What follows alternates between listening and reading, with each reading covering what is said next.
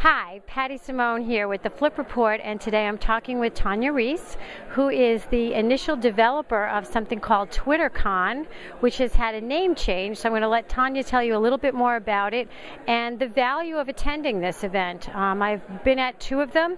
There's a lot of great content, a lot of information out there to help you sort through what you should be doing with social media. So Tonia, take it away. Tell us a little bit more about it. Great, thanks Pattie.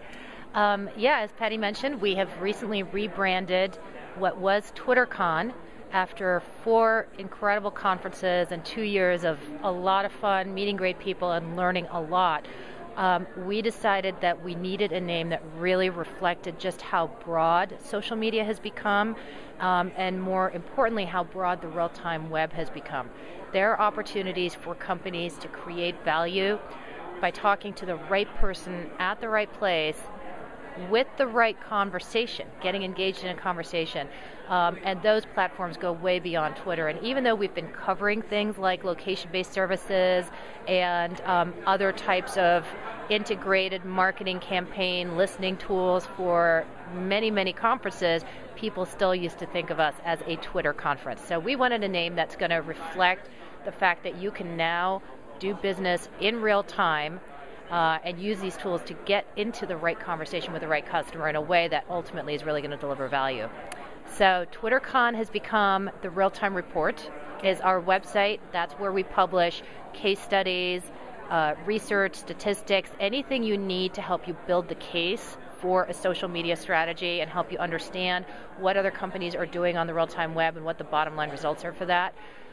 We have a weekly newsletter called the Realtime Report.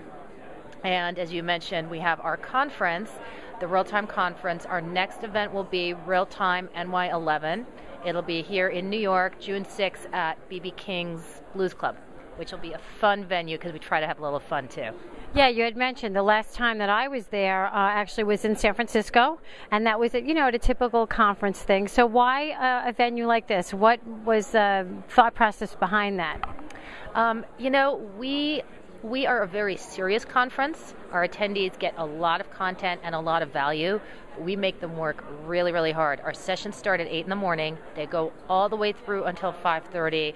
It's very intensive. There's a lot of content. And so at the end of the day, we like to relax a little bit and have some fun too. So we've always had artists, musicians, people who are on Twitter not because they're in a traditional corporate environment, but who are doing fun nonprofit things, who are involved in the community in an artistic sense. Those people have always been interested in our conference as well.